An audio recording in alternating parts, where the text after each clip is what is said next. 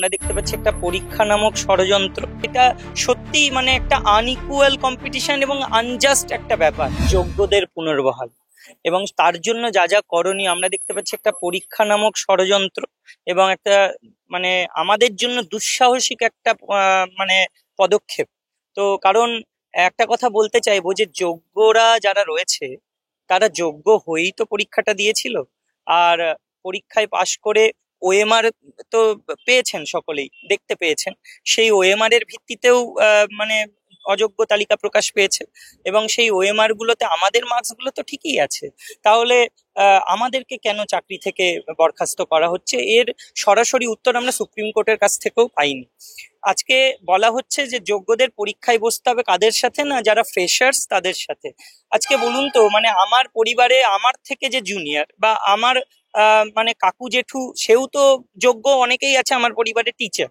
আমি যদি আমার থেকে 15 বছর বয়সী বেশি বয়সী আমার কাকুকে বলি যে আমার সঙ্গে পরীক্ষা দিয়ে আজকে তার যোগ্যতা প্রমাণ করতে, সে কি পারবে? এটা কখনো সম্ভব?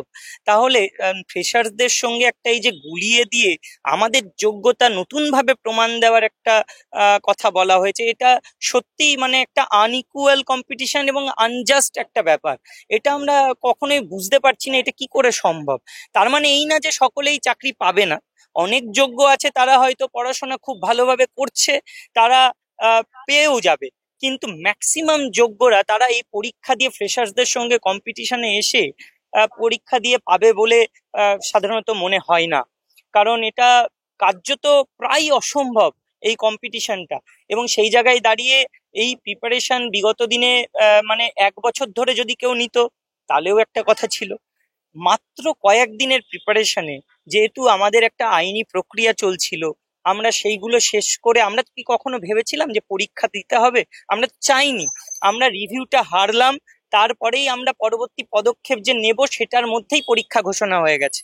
তাহলে তার পরীক্ষা দেওয়ার জন্য প্রিপারেশনের জন্যও আমরা দাবি করেছিলাম যে কিছুটা সময় যাতে দেওয়া হয়, কিন্তু সেই সময়টুকুও দিতে চাইলো না। আমরা জানি না এর পেছনে কি উদ্দেশ্য আছে। আমরা চাইবো যে এখনো সরকার পক্ষের কাছে সেই সুযোগ আছে, অথরিটির কাছে সেই সুযোগ আছে, বিরোধীদের কাছেও আমরা দাবি জানিয়েছিলাম। গতকাল আমরা ইমেল করেছিলাম সরকার পক্ষের কাছে, মানে চিফ মিনিস্টারের কাছে আমরা পাঠিয়েছি, চিফ সেক্রেটারির কাছে পাঠিয়েছি, আমরা বিরোধী দলনেতাকে পাঠিয়েছি, নওশাদ সিদ্দিকী স্যারকে পাঠিয়েছি, যাতে একটা বিধানসভায় সর্বদলীয়ভাবে সর্বসম্মতভাবে একটা বিল এনে এবং যোগ্যদের তালিকাটাকে প্রতিষ্ঠিত করে সেটা সুপ্রিম কোর্টের মাধ্যমে, যে এরকম ভাবে বিধানসভায় পাশ হয়েছে, সুপ্রিম কোর্টের মাধ্যমে আইনিভাবে সেটাকে যেন এস্টাবলিশ করা হয় এবং তাদের চাকরিটা ফেরত দেওয়া হয়। এর আইনি প্রভিশন আছে। আমরা সুপ্রিম কোর্টের একজন সিনিয়র অ্যাডভোকেট, তার মাধ্যমে একটা লিগ্যাল পয়েন্টস রেডি করে আমরা প্রত্যেককে সার্ভ করেছি, তাদেরকে দিয়েছি। এটা অত্যন্ত জটিল ভাবে লেখা, বোধগম্য আমাদের অনেকেরই নয়। তো সেটা তারা দেখুন, পড়ুন। এবং বিরোধী দলনেতা আজকে যেমন বলেছেন খুব স্পষ্টভাবেই, এবং নওশাদ সিদ্দিকী স্যারও বলেছেন যে তারা যদি এটা সম্ভব হয় বা এটা হয়, তারা চেষ্টা করবেন এবং সরকার পক্ষকে বলবেন এরকম একটা প্রস্তাব আনার জন্য, এবং তারা সকলে মিলে সর্বসম্মতভাবে সেটাকে সমর্থন জানাবেন যাতে সকলের চাকরিটা বজায় থাকে। আমরা চাইবো আপনাদের মাধ্যমেই মুখ্যমন্ত্রীকে এই বার্তা দিতে যে বিরোধীরা যখন চাইছে সরকারি কর্মচারী আমরা, যোগ্যরা আমরা আজকে চাকরিহারা, নিজেদের দোষে নয়, অন্যের দোষে।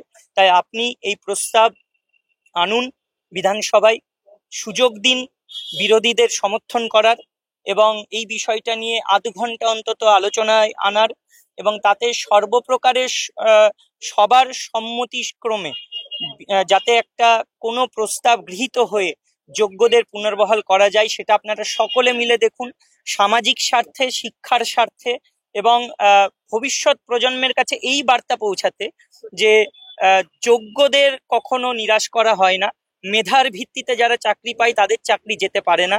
এইটা বোঝানোর জন্য অবশ্যই চাকরিতে পুনর্বহাল হওয়া প্রয়োজন।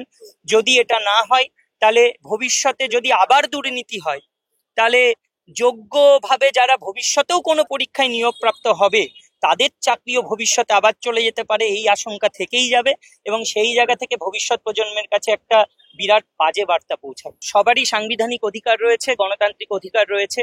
যাদের অযোগ্য লিস্টে নাম রয়েছে তাদের মধ্যেও যদি কেউ মনে করে যে তারা অযোগ্য নয়, তাহলে তারা অবশ্যই আইনি পদক্ষেপ নেবে এবং তারা তাদের যোগ্যতার প্রমাণ যদি দিতে পারে অবশ্যই অযোগ্য তালিকা থেকে তাদের নাম বাদ যাবে, এটাই স্বাভাবিক। প্রথমত আমরা সুপ্রিম কোর্টে বারবার শুনেছি, বিগত 2-3 দিন আগেও আমরা শুনেছি যে সিবিআই তো লিস্ট দিয়েছে, সিবিআই লিস্ট অনুসারে আপনারা দিন।